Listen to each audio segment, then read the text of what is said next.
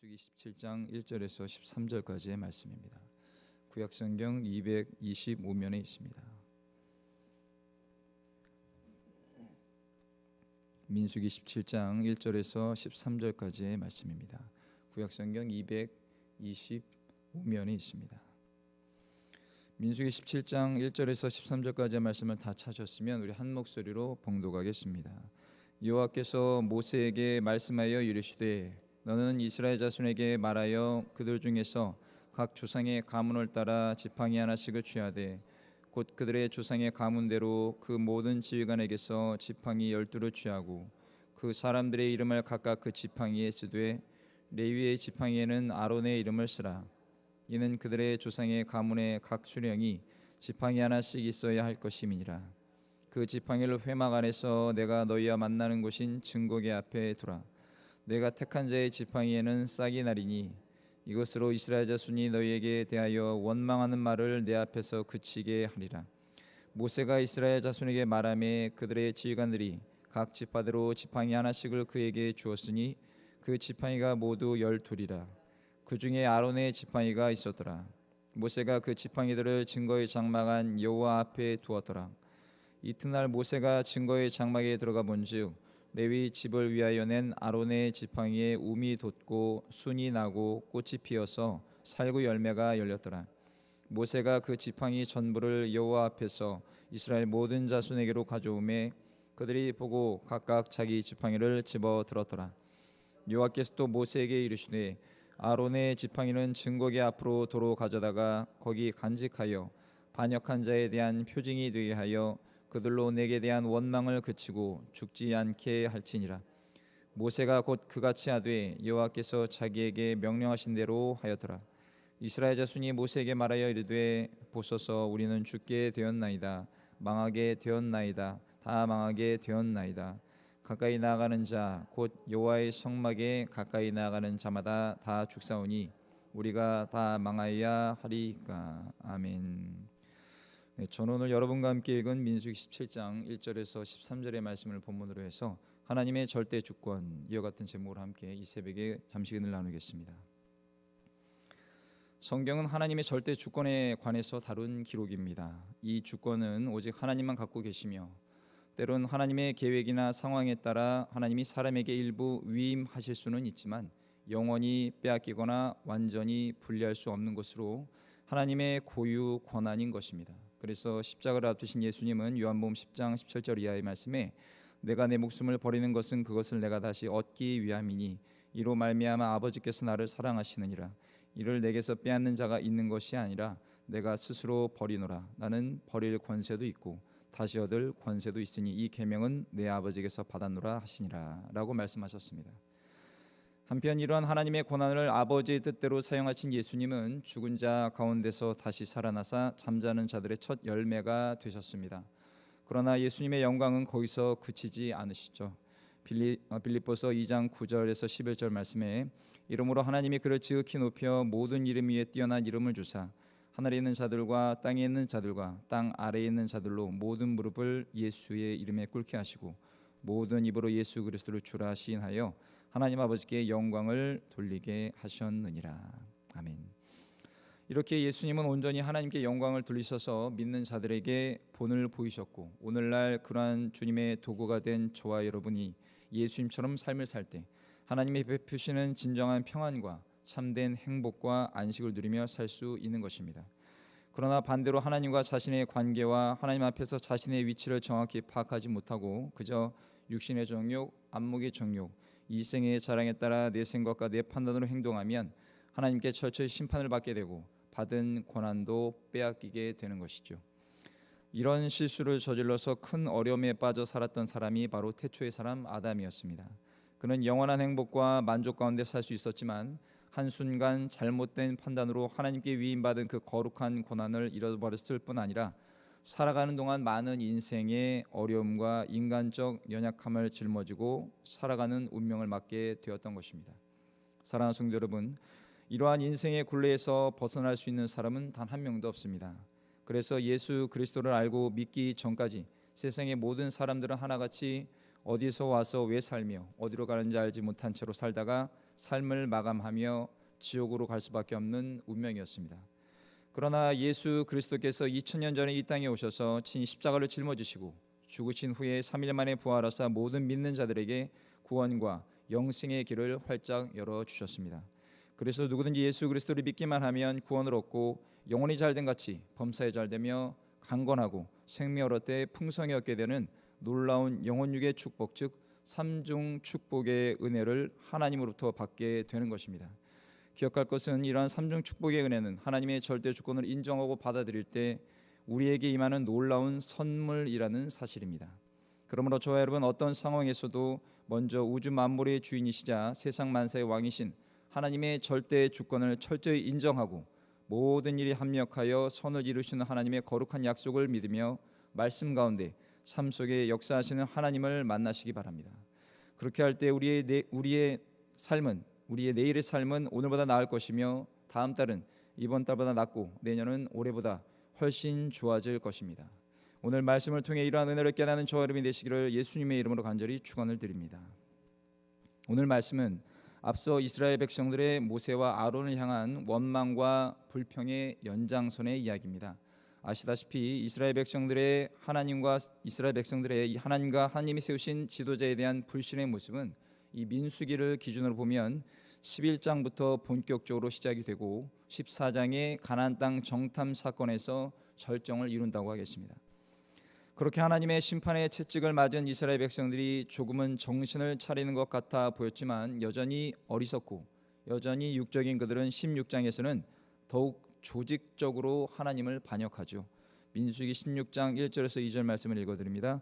레위의 증손 고핫의 손자 이스라엘의 아들 고라와 루벤 자손 엘리압의 아들 다단과 아비람과 벨렛의 아들 온이 당을 짓고 이스라엘 자손 총회에서 택함을 받은 자 곧 회중 가운데서 이름 있는 지휘관 250명과 함께 일어나서 모세를 거스르니라. 여러분은 이 문장에서 무엇을 느끼십니까? 각자 생각이 다양할 텐데 개인적으로 제가 볼 때는 반역한 자들의 말에서 그들은 하나님의 절대 주권을 철저히 망각했음을 알 수가 있습니다. 대표적으로 3절이 그렇습니다. 그들이 모여서 모세와 아론을 거슬러 그들에게 이르되 너희가 분수에 지나도다. 회중이 다 각각 거룩하고 여호와께서도 그들 중에 계시거늘 너희가 어찌하여 여호와의 총회 위에 스스로 높이느냐. 여기서 이 반역자들의 말은 반은 맞고 반은 틀린 것이죠. 먼저 하나님은 이스라엘 백성들 모두에게, 아니 온 세상에 충만하게 계신 분이십니다. 다만 하나님을 경외하는 자들은 이것을 느끼지만 그렇지 아니한 사람들은 이런 하나님의 임재를 느끼지 못하고 깨닫지 못하는 것이죠. 특히 그들이 하나님을 경외하는 자들이라면 하나님이 세우신 모세의 지도력에 이러한 쿠데타를 일으킨다는 것은 앞뒤가 맞지 않는 것입니다. 그리고 모세가 그들의 지도자가 된 것은 하나님이 일찍이 미디안 광야에서 양을 치며 힘없이 늙어가던 모세를 직접 부르시고 사명을 주시어서 세우신 것이지 모세의 개인적 의지나 생각 혹은 계획에 의한 것이 결코 아니었습니다. 특히 그는 하나님의 그러한 부르심에 몇 번이고 거절했습니다.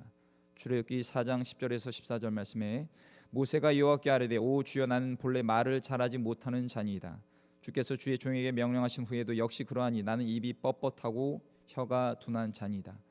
여호와께서 그에게 이르시되 누가 사람의 입을 지었느냐 누가 말 못하는 자나 못 듣는 자나 눈 밝은 자나 맹인이 되게 하였느냐 나 여호와가 아니냐. 이제 가라 내가 내 입과 함께 있어서 할 말을 가르치리라. 모세가 이르되 오 주여 보낼 만한 자를 보내소서. 여호와께서 모세를 향하여 노하여 이르시되 레위 사람 내 형 아론이 있지 아니하냐. 그가 말 잘하는 것을 내가 아노라. 그가 너를 만나러 나오나니 그가 너를 볼 때에 그의 마음에 기쁨이 있을 것이라. 이런 부분을 보고도 어찌 모세와 아론이 스스로 높였다고 할 수 있겠습니까? 이것은 철저히 거짓이며 백성들을 기만하여 지도자를 불신하게 만들고 공동체를 분해시키며 하나님이 선택하시지 않은 사람들이 하나님이 세운 공동체의 리더 자리에 오르려는 것으로 하나님이 보시기에 매우 악한 행동인 것이죠. 사랑하는 성도 여러분, 여기서 우리가 잠시 짚고 넘어갈 것이 있는데 이 모세를 반역한 대표적 인물은 고라와 다단과 온이라는 사람입니다. 그런데 이들이 어느 지파의 사람들입니까? 바로 레위 지파와 르우벤 지파 사람이라는 것입니다. 앞서 16장 1절에 보면 레위의 증손 고핫의 손자 이스라엘의 아들 고라와라고 되어 있습니다. 그가 반역자들 가운데 가장 먼저 등장한 것으로 봐서 이 모든 일의 핵심 인물은 바로 레위 지파의 고라라는 사실을 알 수 있습니다. 그런데 모세와 아론은 어느 지파입니까? 바로 레위 지파 사람이죠. 그렇습니다. 민족의 지도자를 하나님이 주권적으로 선택하셔서 이 고라라는 사람 자신의 지파인 레위 지파에서 세워진 것은 너무나 영광스럽고 자부심을 느낄 만한 일인 것입니다. 더욱이 이러한 사실에 감사하여 하나님께 더욱 순종하고 하나님이 세우신 모세에게 열과 성을 다해 도왔어야 함에도 오히려 모세와 아론을 끌어내리기 위해 없는 일들을 꾸미며 리더십에 상처를 내고 공동체를 자신이 소유하려고 하는 악행을 벌인 것입니다. 자, 그렇다면 반역한 무리들이 없는 일을 만들어서 분란을 만든 이유는 무엇일까요? 그것은 자신들의 행위에 대해 명분이 필요했던 것입니다. 자, 그렇다면 그 명분은 무엇입니까? 민수기 16장 9절에서 10절에 나옵니다. 이스라엘 하나님이 이스라엘 회중에서 너희를 구별하여 자기에게 가까이 하게 하사 여호와의 성막에서 봉사하게 하시며 회중 앞에 서서 그들을 대신하여 섬기게 하심이 너희에게 작은 일이겠느냐? 하나님이 너와 내 모든 형제 레위 자손으로 너와 함께 가까이 오게 하셨거늘 너희가 오히려 제사장의 직분을 구하느냐? 그렇습니다. 먼저 이 고라에게도 하나님께서 주신 중요한 직분이 있었습니다. 바로 성막에서 봉사하며 회중을 섬기는 일인 것이죠. 그러나 고라는 그것보다 아론의 가문에게 주신 제사장 직분을 더 탐냈던 것입니다. 아마도 고라는 하나님을 섬기는 일에도 서열이 존재한다고 생각했고 특히 사람의 눈에 보여지는 것에 더 관심이 많았으며 결국 영적인 리더십을 세상의 리더십 같은 계급 의식으로 보아 이러한 일들을 저질렀던 것 같습니다. 여기서 우리가 알아야 할 것은 모든 사람에게는 각기 다른 은사와 재능을 주셨다는 것이고 하나님께서는 은사의 크고 작음보다는 성도의 성실함을 보신다는 것입니다. 그러므로 다른 사람과 비교하거나 시기하고 질투하지 말아야 합니다. 무엇보다 각자의 쓰임에 따라 만족할 줄 알아야 시험에 들지 않습니다. 은사와 재능은 높고 낮음의 차이가 아니라 하나님께서 주신 사명이 다른 것일 뿐이죠. 그리고 자신이 어떤 사명을 감당하고 싶다면 먼저 겸손하고 낮은 자세로 하나님께 간구하여 응답과 때를 기다리는 것이 성도의 바른 자세입니다. 한편 이런 상황에서 모세의 입장에서는 어떤 생각이 들었을까요? 민족 구원의 막중한 소명을 받은 모세는 애굽으로 돌아갔지만 당시 지상에서 절대 권력자였던 애굽의 바로 왕으로부터 오해와 무시와 업신여김을 받았습니다. 그러나 하나님의 주권적 역사와 인도하심으로 출애굽을 하고 이스라엘 백성들과 광야를 지나서 약속의 가나안 땅으로 가고 있었습니다. 그런데 그 과정 가운데 모세를 힘들게 했던 것은 애굽의 왕이나 광야의 극심한 환경이 아니었습니다.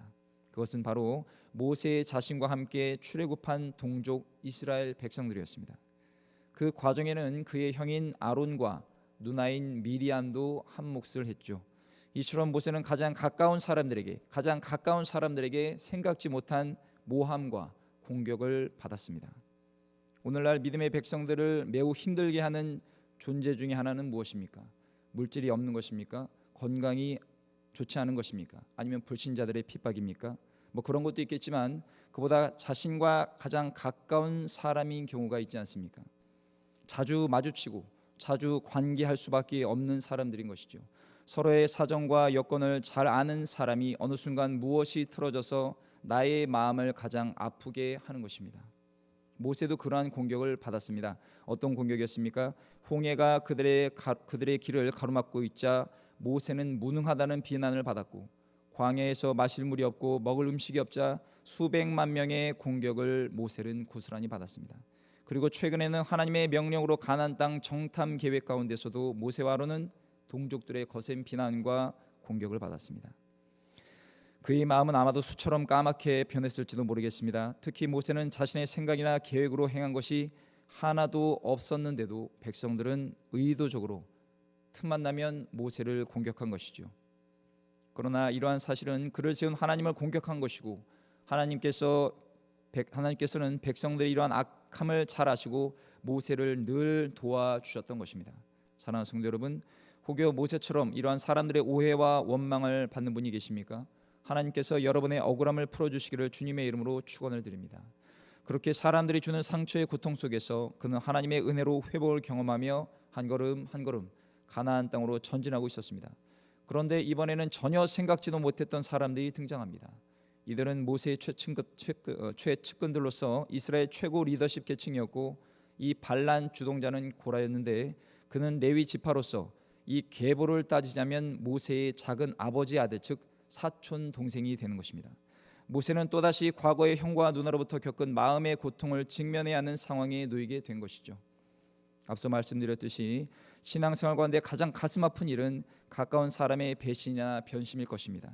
특히 환경과 상황이 좋을 때는 나를 잘 도와주다가 갑자기 상황이 나빠지고 내 스스로가 철저하게 문제와 어려움을 만났을 때 기도나 현실적인 도움을 주기는커녕 없는 말을 꾸며서 공격하여 그렇잖아도 상심한 마음에 소금을 뿌리는 일을 행한다는 것이죠.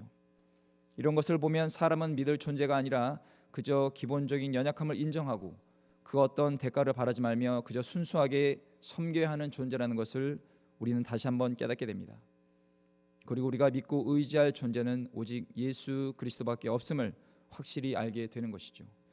그래서 찬송가 86장 내가 늘 의지하는 예수의 첫 소절은 다음과 같이 고백합니다. 내가 늘 의지하는 예수, 나의 상처 입은 심령을 불쌍하게 여기사 위로하여 주시니 미쁘신 나의 좋은 친구.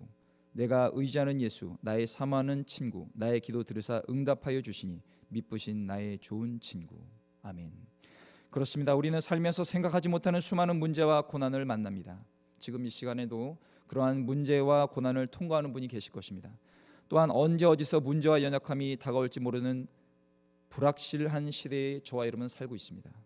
그러나 이런 상황 가운데서도 확실한 것은 바로 우리가 유일하게 대화하고 간구해야 하는 대상이 바로 예수님이라는 사실입니다. 앞서 모세는 자신이 겪은 수많은 어려움 속에서도 늘 철저히 하나님께 여쭙고 기도했습니다. 사람에게 기대하지 않았습니다. 간략하게 민수기에만 보더라도 모세가 하나님께 매달리며 간구한 사실을 쉽게 알 수 있죠.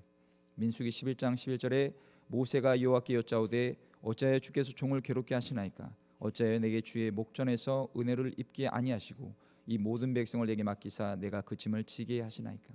민수기 14장 13절에 모세가 여호와께 여짜오되 애굽인 중에서 주의 능력으로 이 백성을 인도하여 내셨거늘 그리하시면 그들이 듣고.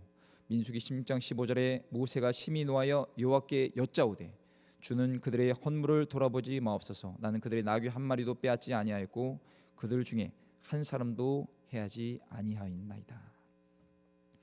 모세는 자신이 느끼는 연약함과 부족함을 하나님 앞에 모두 토해해 놓았습니다. 하나님은 그런 모세를 외면하지 않으셨고 그를 위로하시며 하나님의 능력으로 하나님을 위해 눈물로 수고하는 모세를 모든 백성들 앞에 당당히 세워주셨습니다. 대표적인 사건이 오늘 본문의 17장의 사건이죠. 하나님은 각 족장의 두령들에게 지팡이를 가져오라고 말씀하시고 하나님의 택한 자의 지팡이에는 싹이 날 것이니 이후로는 하나님께 원망하지 말라고 말씀하십니다. 이후 8절의 말씀처럼 이튿날 모세가 증거의 장막에 들어가 본즉 레위 집을 위하여 낸 아론의 지팡이에만 움이 돋고 순이 나며 꽃이 피어서 살구 열매가 열렸습니다. 이후 모세가 그 지팡이 전부를 여호와 앞에서 이스라엘 모든 자손에게로 가져오고 그들은 각각 자기 지팡이를 집어 들었습니다. 결국 백성들은 자신들의 무지함과 어리석음에 다음과 같이 고백하죠. 12절에서 13절에 이스라엘 자손이 모세에게 말하여 이르되 보소서 우리는 죽게 되었나이다. 망하게 되었나이다. 다 망하게 되었나이다. 가까이 나아가는 자 곧 여호와의 성막에 가까이 나가는 자마다 다 죽사오니 우리가 다 망하여야 하리까.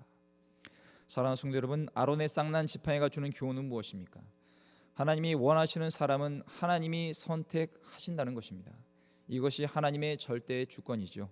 그리고 죽은 지팡이에서 열매가 열렸다는 것은 무슨 뜻입니까? 그 사역이 생명의 결실을 맺어야 하고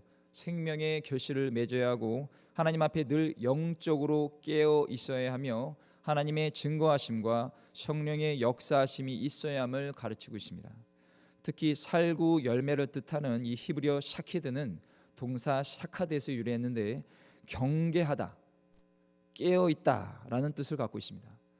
이 살구나무는 예레미야서에 보면 나뭇가지의 환상을 시작으로 한 계시를 통해 당시 악한 왕 므낫세 왕의 길고 긴 악한 통치에 대해서 하나님은 이스라엘 백성들이 깨어날 것을 예레미야를 통해 촉구를 하는 기록이 있습니다. 예레미야 1장 11절에서 12절 말씀에 여호와의 말씀이 또 내게 임하니라. 이르시되 예레미야야 내가 무엇을 보느냐 하시매 내가 대답하되 내가 살구나무 가지를 보나이다.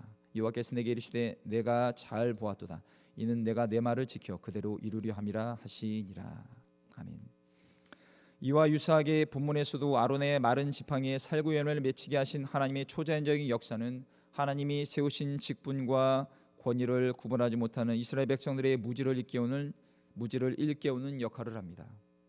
이처럼 지팡이에서 싹이 났다는 의미는 하나님께서 택하셨다는 것을 뜻하고, 이 아론의 지팡이에서 싹이 남으로써 이제 백성들은 아론의 권위에 도전할 수 없게 되었고, 이스라엘 자손들은 두 차례에 걸쳐 모세와 아론의 권위를 문제 삼아 불평했는데, 아론이 하나님의 택함을 받은 제사장임이 온 천하에 드러났으므로 그의 권위를 문제 삼는 사람들은 벌을 받아 죽게 된다고 그들은 생각했던 것입니다.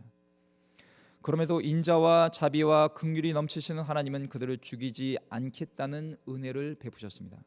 오늘 우리도 당시 이스라엘 백성들과 크게 차이가 없습니다. 그러나 하나님의 전적인 은혜로 예수님을 믿고 구원받아 천국 백성이 되어 지금 이 자리에서 예배를 드리고 있는 것입니다. 이것이 가장 큰 선물이며 갚을 수 없는 은혜라는 것을 명심하고 오늘도 감사, 내일도 감사, 한평생 감사하는 복된 성도님들이 되시기를 예수님의 이름으로 간절히 축원을 드립니다. 말씀을 맺겠습니다. 오늘 말씀은 하나님의 절대 주권을 인정하지 않는 것도 모자라 하나님이 세우신 지도자를 모함하고 비판하며 그 비판으로 자신은 더욱 비판을 당한다는 것을 알려주고 있습니다. 사랑하는 성도 여러분, 우리는 모두 비판하는 기질을 갖고 있습니다. 그리고 그 비판은 비판하는 당사자가 비판을 받는 사람보다 더 낫다는 우월감을 심어주고 은근한 쾌감을 주기도 합니다. 그래서 많은 사람들이 이런 비판의 습성을 잘 버리지 못하는 것 같습니다. 그런데 비판하기에 앞서 먼저 세상 만사의 하나님의 절대 주권을 생각하고 인정한다면 비판의 손짓은 잠시 멈추고 자신을 한 번 더 돌아보게 될 것입니다. 무엇보다 비판과 정죄를 위한 비판이 돼서는 안 됩니다. 특히 교회와 주님이 세우신 지도자를 비판하는 것은 매우 조심해야 합니다. 성도들 간에도 마찬가지입니다. 비판을 받으면 그 누구라도 상처를 받고 공동체는 균열이 생기게 되는 것이죠. 무엇보다 예수님의 말씀처럼 비판하는 자신도 언젠가는 비판의 대상이 되고 반대로 헤아리면 그 헤아림을 받게 될 것입니다.